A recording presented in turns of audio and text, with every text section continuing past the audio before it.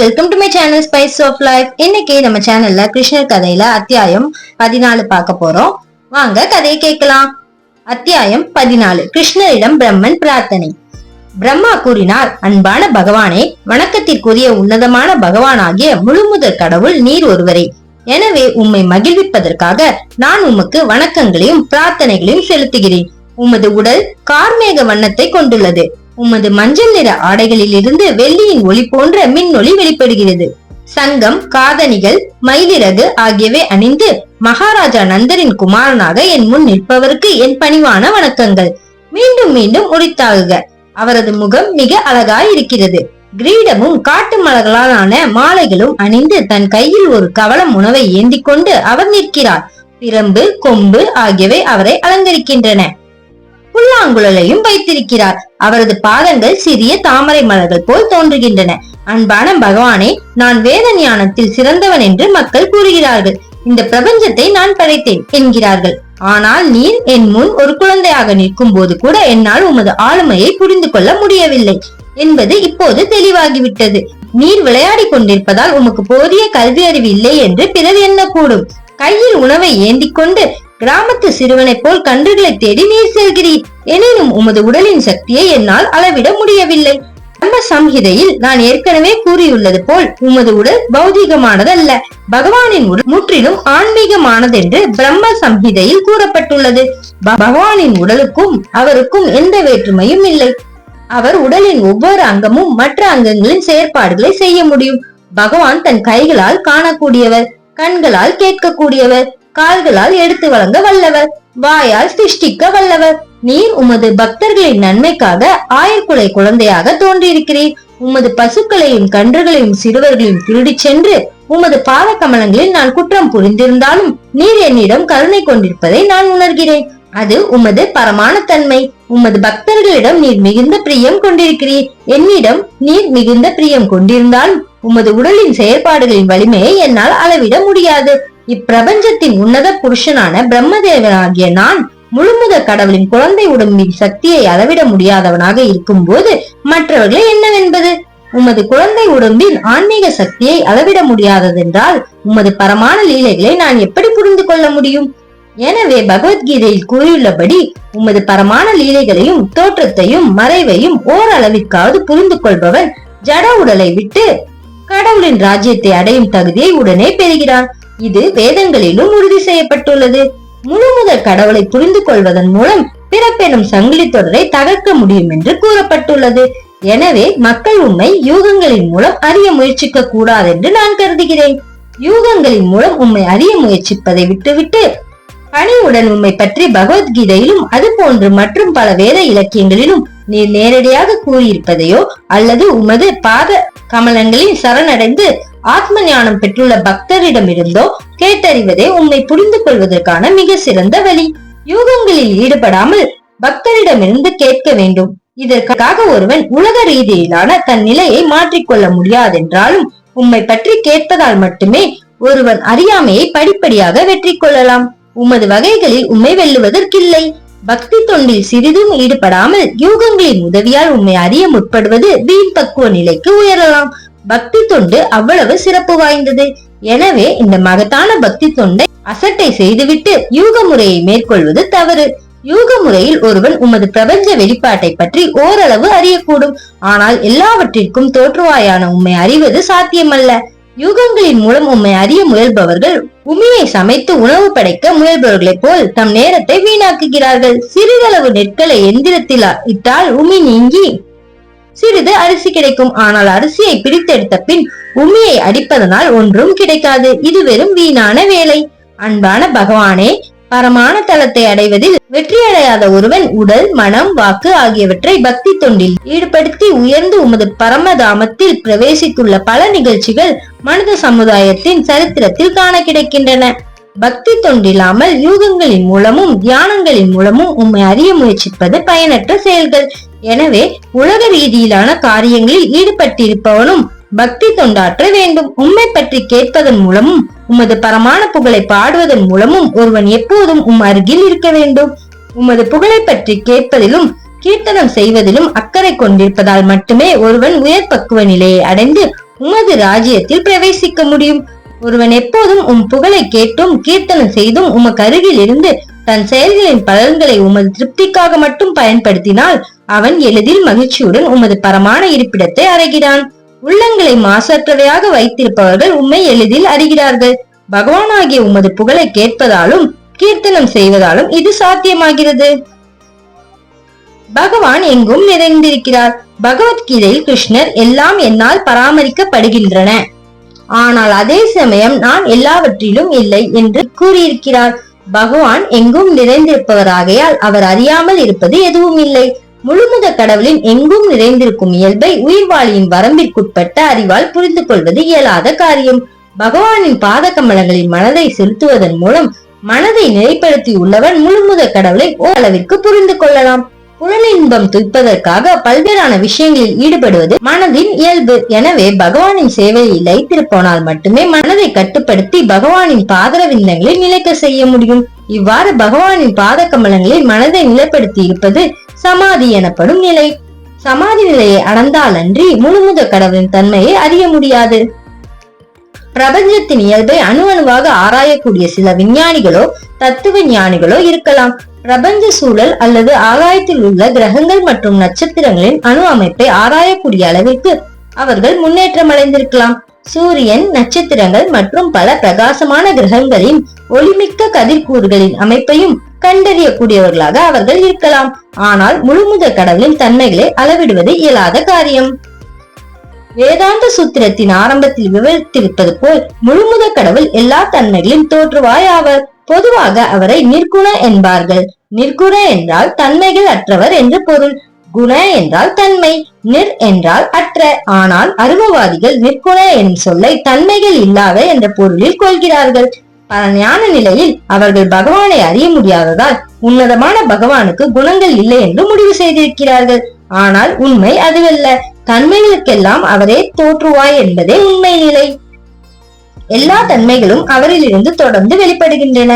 எனவே வரம்புகளுக்குட்பட்ட ஆற்றல்களை உடையவர்கள் அவரின் தன்மைகளை எப்படி அளவிட முடியும்? ஒரு குறிப்பிட்ட கணத்தில் பகவானின் தன்மையை அளந்து கூற முடிந்தாலும் அடுத்த கணத்தில் பகவானின் பரமான தன்மையை கணக்கிட்டு கூறுவது சாத்தியமல்ல. ஆதலால் அவர் நிர்குண எனப்படுகிறார். அவரது குணங்களை அளந்தறியது இயலாதது. யுகங்களில் பகவானின் தன்மைகளை அறிய முயற்சிப்பது பயனற்ற செயல். யோக பரிபக்குவத்தை அடைவதற்கு யூக முறையையோ உடற்பயிற்சி முறைகளையோ பின்பற்ற தேவையில்லை. இவ்வுடல் அனுபவிக்கும் இன்ப துன்பங்கள் முன்பே விதிக்கப்பட்டுள்ளன என்பதை நாம் அறிய வேண்டும். உடல், மனம், வாக்கு ஆகியவற்றை முழுமுத கடவுளிடம் முழுவதுமாக அர்ப்பணித்துவிட்டு எப்போதும் அவரின் சேவையில் ஈடுபட்டிருப்பதே சிறந்த வழி. இந்த பரமான முயற்சியை பயன் தர வல்லது. பூர்ண சத்தியத்தை அறிய மேற்கொள்ளப்படும் மற்ற முயற்சிகள் எல்லாம் ஒருபோதும் வெற்றி அடைவதில்லை. எனவே புத்திசாலியானவன் முழுமுத கடவுளை பூர்ண சத்தியத்தை யூக முறைகளாலோ மறை சக்திகளாலோ அறிய முயற்சிப்பதில்லை. மாறாக அவன் பக்தி தொண்டில் ஈடுபட்டு முழுமுத கடவுளை சார்ந்திருக்கிறான். உடலுக்கு நேர்வதெல்லாம் பூர்வ வினை பயனால் ஏற்படுவது என்பதை அவன் அறிவான். இப்படிப்பட்ட எளிய வாழ்க்கையை ஒருவன் வாழ்ந்து பக்தி தொண்டில் ஈடுபட்டால் அவன் தன்னியல்பாகவே பகவானின் பரமதாமத்தை சென்றடைகிறான். உண்மையில் ஒவ்வொரு உயிர்வாளியும் உன்னதமான பகவானின் அம்சம், கடவுளின் குழந்தை. பகவானின் பரமான இன்பங்களில் அவனுக்கு இயல்பான உரிமை உண்டு. ஆனால் ஜட இயற்கையோடு ஏற்பட்டுள்ள தொடர்பால் கட்டுப்பட்டுள்ள உயிர்வாளி அவ்வுரிமையை இழந்து நிற்கிறான். பக்தி தொண்டெனும் எளிய முறையை கையாள்வதன் மூலம் ஜனமாசியிலிருந்து விடுபட்டு உன்னதமான பகவானுடன் தொடர்பு கொள்வதற்கான உயர் தகுதியை அவன் பெறுகிறான். தன் சொந்த சக்தியின் அற்புதத்தை பரிசோதிக்க எண்ணிய பிரம்மதேவர் எல்லாம் அறிந்ததாக என்னும் உயிர்வாளியாக கிருஷ்ணர் முன்பு தோன்றினார். கிருஷ்ணரின் தனிப்பட்ட சக்தியை பரிசோதிப்பதற்கு துணிந்த பிரம்மதேவன் பகவானின் சிறுவர்களையும் கன்றுகளையும் திருடி பகவான் அவற்றை எப்படி திரும்ப பெறுவார் என்று பார்க்க விரும்பினார். இந்த நடவடிக்கைக்கு பிறகு தன் முயற்சி அசம்பாவிதமானது என்பதை பிரம்மதேவன் ஒப்புக்கொண்டார். ஏனெனில் தன் சக்தியை சக்திக்கெல்லாம் மூலமானவரது சக்திக்கு எதிராக பரீட்சித்து பார்க்க அவர் எண்ணினார். பின்னர் சுய அறிவு திரும்பியதும் பௌதிக உலகில் பிற உயிர்வாளிகளின் கணிப்பில் தான் மிகுந்த சக்தி வாய்ந்தவர் என்றாலும் முழுமுத கடவுளின் ஆற்றலுடன் ஒப்பிடும்போது தன் திறமை ஒன்றுமில்லை என்பதை பிரம்மதேவன் கண்டார். பௌதிக உலகின் விஞ்ஞானிகள் அணு ஆயுதங்களை போன்ற அதிசயங்களை படைத்திருக்கிறார்கள். அவற்றை ஒரு நகரத்திலோ அல்லது சாரமற்ற இடத்திலோ சோதித்தால் பெரும் நாசம் விளையக்கூடும். ஆனால் அணு ஆயுதங்களை சூரியனில் பிரயோகித்தால் என்ன நேரக்கூடும்? குறிப்பிடும்படியான எதுவும் நேராது. அதுபோல் கிருஷ்ணரிடம் இருந்து பிரம்மா கன்றுகளையும் சிறுவர்களையும் திருடியது அதிசயிக்கத்தக்க செயல் என்றாலும் கிருஷ்ணர் தம் சக்தியை வியாபிக்க செய்து பற்பல கன்றுகளையும் சிறுவர்களையும் தோற்றுவித்து சிரமமின்றி பரிபாலித்த போது தன் சொந்த சக்தி அற்பமானது என்பதை பிரம்மா புரிந்து கொண்டார். பகவான் கிருஷ்ணரை பிரம்மா அச்சுதா என்று அழைத்தார். ஏனெனில் பக்தன் செய்யும் சிறு சேவையும் பகவான் மறப்பதில்லை. அவர் தன் பக்தர்களிடம் மிகுந்த அன்பும் பிரியமும் கொண்டிருப்பதால் அவர்கள் புரியும் சிறு சேவையையும் அவர் மிக பெரியதாக கருதி ஏற்றுக்கொள்கிறார். நிச்சயமாக கிருஷ்ணருக்கு பிரம்மா பெரும் தொண்டாற்றியிருக்கிறார். இந்த பிரபஞ்சத்தின் பொறுப்பை ஏற்றிருக்கும் உன்னத புருஷர் என்ற வகையில் சந்தேகம் இல்லாமல் அவர் கிருஷ்ணரின் உண்மையான சேவகர். எனவே அவர் கிருஷ்ணரை சமாதானப்படுத்த முடியும். பகவானுக்கு கீழ்ப்படிந்த சேவகன் என்பதால் தனது சிறு தவறும் அகம்பாவமும் மன்னிக்கப்பட வேண்டும் என்று பிரம்மா கேட்டுக்கொண்டார். பிரம்மதேவன் என்ற வகையில் தான் வகித்த சக்தி வாய்ந்த பதவியின் காரணமாக கர்வமடைந்திருந்ததை பிரம்மா ஒப்புக்கொண்டார்.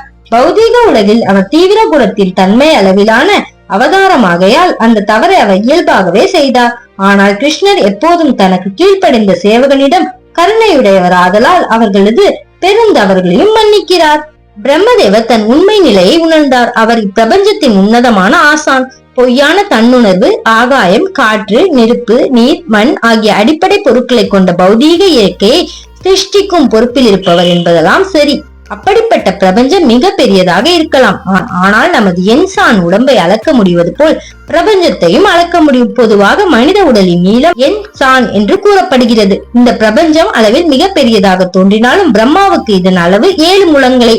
இந்த குறிப்பிட்டுள்ள பிரம்மனின் வரம்பிற்குட்பட்ட பிரபஞ்சத்தை தவிர அதற்கு அப்பாற்பட்ட எண்ணற்ற பல பிரபஞ்சங்கள் உள்ளன. திரையிடப்பட்டுள்ள சன்னலின் துவாரங்களின் வழியாக அணு அளவிலான நுண்ணிய பல துகள்கள் கடந்து செல்வது போல் மகாவிஷ்ணுவின் உடல் துவாரங்களில் இருந்து கோடிக்கணக்கான பிரபஞ்சங்கள் வித்துக்களின் வடிவில் வெளிவருகின்றன. அந்த மகாவிஷ்ணு கிருஷ்ணரின் முழுமையான வியாபகத்தின் ஒரு பகுதியே. இந்த சூழ்நிலை பிரம்மா இப்பிரபஞ்சத்தின் உன்னத உயிர்வாளி என்றாலும் பகவான் ஆகிய கிருஷ்ணரின் முன்பு அவர் எம்மாத்திரம். எனவே பிரம்மதேவன் தன்னை கருவில் இருக்கும் சிசுவுக்கு சமமாக கருதினார். கருவில் இருக்கும் சிசு தாயின் வயிற்றினுள் தன் கால்களால் உதைத்தால் தாய் குழந்தையிடம் கோபித்துக் கொள்வாளா? அது போலவே பிரம்மா மிக பெரியவராக இருந்தாலும் அவர் மட்டுமின்றி இருப்பனவெல்லாமும் முழுமுதற் கடவுளின் கருவில் அடங்கியுள்ளன. பகவானின் சக்தி எங்கும் நிறைந்துள்ளது. சிருஷ்டியில் அது இயங்காத இடமில்லை. எல்லாம் பகவானின் சக்தியினுள் இருக்கின்றன. ஆகையால் இந்த பிரபஞ்சத்தின் பிரம்மனும் மற்றும் கோடிக்கணக்கான பிரபஞ்சங்களின் பிரம்மாக்களும் பகவானின் சக்தியினுள் அடங்கியுள்ளன. ஆதலால் பகவானான கடவுள் தாய் என கருதப்படுகிறார். தாயின் கருவில் இருப்பதெல்லாம் குழந்தையாகும். நல்ல தாய் சிசு தன்னை காலால் உதைப்பதை பொருட்படுத்த மாட்டார். தனது பிறப்பு நாராயணனின் நாபிக் கமலத்தில் பூத்த தாமரையில் ஏற்பட்டது என்பதை பிரம்மா பின்னர் ஒப்புக்கொண்டார். இந்த பிறப்பு பூர்லோகம், புவர்லோகம், சவர்லோகம் ஆகிய 3 கிரக அமைப்புகளான 3 உலகங்களும் அழிந்த பின் ஏற்பட்டது. இப்பிரபஞ்சம் ஸ்வர்க, மர்த்திய, பாதாள ஆகிய 3 பிரிவுகளாக பிரிக்கப்பட்டுள்ளது. இந்த 3 கிரக அமைப்புகளும் ஊழிக்காலத்தில் நீருக்குள் மூழ்கி இருக்கின்றன.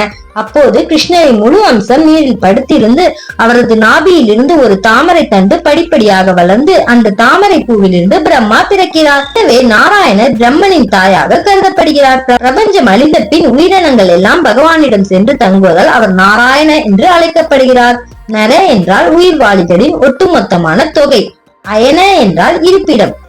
தற்போத கசாயி விஷ்ணுவின் வடிவம் நாராயணர் எனப்படும். அந்த நீரில் அவர் தங்கியிருக்கிறார். தவிர அவர் எல்லா உயிர்வாளிகளும் தங்குமிடம். மேலும் நாராயணர் ஒவ்வொருவரின் இதயத்திலும் உள்ளார். இது பகவத்கீதையில் உறுதி செய்யப்பட்டுள்ளது. இந்த அர்த்தத்திலும் அவர் நாராயணர். ஏனெனில் அய என்றால் அறிவின் தோற்றுவாய் என்றும் இருப்பிடம் என்றும் பொருள்படும். தவிர உயிர்வாளியின் ஞாபக சக்தி பரமாத்மா அவனின் உள்ளத்தில் வாசம் செய்வதால் ஏற்படுவது என்றும் பகவத்கீதை உறுதி செய்கிறது. உடலை மாற்றிய பின் உயிர்வாளி தன் கடந்த கால வாழ்வு பற்றி எல்லா விவரங்களையும் மறந்து விடுகிறான். ஆனால் நாராயணர் அவனின் இதயத்தில் பரமாத்மாவாக வீற்றிருப்பதால் அவன் தன் கடந்த கால இச்சைகளுக்கிணங்க வாழும்படி நாராயணர் அவனுக்கு நினைவூட்டுகிறார். கிருஷ்ணரே மூல நாராயணர். நாராயணரின் தோற்றுவாய். நாராயணர் புறசக்தியான மாயை அல்ல, ஆன்மீக சக்தியின் வியாபகம் என்பதை பிரம்மா நிரூபித்து காட்ட விரும்பினார். புறசக்தி எனும் மாயையின் செயற்பாடுகள் பிரபஞ்சம் தோன்றிய பின் வெளிப்படுகின்றன. படைப்புக்கு முன் நாராயணரின் மூல ஆன்மீக சக்தி செயற்பட்டது. இவ்வாறாக கிருஷ்ணரில் இருந்து கற்போத கசாயி விஷ்ணு, கற்போத கசாயி விஷ்ணுவிலிருந்து ஷீரோத கசாயி விஷ்ணு, ஷீரோத கசாயி விஷ்ணுவிலிருந்து ஒவ்வொருவரின் இதயம் என்று நாராயணர் வியாபித்திருப்பது அவரது ஆன்மீக சக்தியின் தோற்றங்களே. அவை பௌதிக சக்தியால் ஏற்பட்டவை அல்ல. எனவே தற்காலிகமானவை அல்ல. பௌதிக சக்தியால் ஏற்படும் எதுவும் தற்காலிகமானது, ஆன்மீக சக்தியால் ஏற்படுவதெல்லாம் நித்தியமானவை. கிருஷ்ணர் ஆதி நாராயணர் என்பதை பிரம்மா மீண்டும் வலியுறுத்தினார். பிரம்மாண்ட பிரபஞ்சம் கற்போதகம் என்னும் நீரில் இன்னும் தங்கியிருப்பதை அவர் குறிப்பிட்டார். அவர் இவ்வாறு கூறினார்: பிரம்மாண்டமான பிரபஞ்சம் உமது சக்தியின் மற்றொரு தோற்றம். அவர் நீரின் மேல் இருப்பதால் இப்பிரபஞ்ச வடிவமும் நாராயணரே. எல்லோரும் இந்த நாராயண வடிவத்தில் கருவில் உள்ளோம். உமது பல்வேறான நாராயண வடிவங்களை நான் எங்கும் காண்கிறேன். நான் உம்மை நீரின் மேல் காண்கிறேன். உம்மை என் இதயத்தினுள் உணர முடிகிறது. என் முன்பும் உம்மை இப்போது நான் காண முடிகிறது. நீர் ஆதி நாராயணர். அன்பான பகவானே, நீர் மாயையின் உன்னத ஆளுநர் என்பதை இந்த அவதாரத்தில் காட்டியிருக்கிறீர். பிரபஞ்ச தோற்றத்தினுள் நீர் இருக்கிறீர் என்றாலும் சிருஷ்டி முழுவதும் உம்மில் உள்ளது. இந்த உண்மை உமது வாயினுள் பிரபஞ்சம் முழுவதையும் உமது அன்னை யசோதைக்கு நீர் காட்டிய போது ஏற்கனவே உருவாகி உள்ளது. யோக மாயை எனும் உமது எண்ணற்குரிய சக்தியால் இப்படிப்பட்ட காரியங்களை வெளியுதவியின்றி செய்து காட்ட முடியும். அன்பிற்குரிய பகவானான கிருஷ்ணா, நாங்கள் காணும் பிரபஞ்ச தோற்றம் முழுவதும் உமது உடலினுள் உள்ளது. எனினும் நான் உண்மை வெளியில் காண்கிறேன், நீரும் என்னை வெளியில் காண்கிறீர். உமது எண்ணற்குரிய சக்தியினால் அன்றி இவை எப்படி நிகழக்கூடும்? முழுமுத கடவுளின் எண்ணற்கரிய சக்தியை ஒப்புக்கொண்டால் அன்றி நடைமுறைகளுக்கு விளக்கம் தரவியலாதென்று இங்கு பிரம்மதேவன் வலியுறுத்தினார். அவர் தொடர்ந்து கூறினார்: அன்பான பகவானே, மற்றவற்றையெல்லாம் விட்டுவிட்டு இன்று நடந்ததை மட்டும் கவனித்தாலும் நான் கண்டதெல்லாம் உமது எண்ணற்கரிய சக்தியினால் நடந்தேறியதல்லவா? முதலில் நீர் தனியாயிருந்ததை நான் கண்டேன். பின்னர் நீர் உமது நண்பர்களாகவும் கன்றுகளாகவும் பிருந்தாவனத்தில் உள்ள எல்லாமாகவும் வியாபித்தீர். பின்னர் நான் உண்மையும் எல்லா சிறுவர்களையும் 4 கைகளுடைய விஷ்ணுக்களாக கண்டேன். அவர்கள் எல்லா பூதங்களாலும் நான் உட்பட்ட எல்லா தேவர்களாலும் துதிக்கப்படுவதையும் கண்டேன். அவர்கள் எல்லாம் மீண்டும் கோபால சிறுவர்களாக மாறினார்கள். நீர் முன்பு போலவே தனியாக இருந்தீர். இதனால் நீர் ஆதி நாராயணர் என்பதும் பற்றின் தோற்றுவா என்பதும் எல்லாம் உண்மையிலிருந்து வெளிப்படுகின்றன என்பதும் மீண்டும் எல்லாம் உண்மையில் புகுகின்றன என்பதும் நீர் முன்பு போலவே இருக்கிறீர் என்பதும் தெளிவாகிறதல்லவா? இந்த அத்தியாயம் கொஞ்சம் பெருசா இருக்கிறதுனால இப்ப நம்ம பாதி கதை தான் கேட்டிருக்கோம். இந்த அத்தியாயத்தோட மீதியை நம்ம நாளைக்கு பார்க்கலாம்.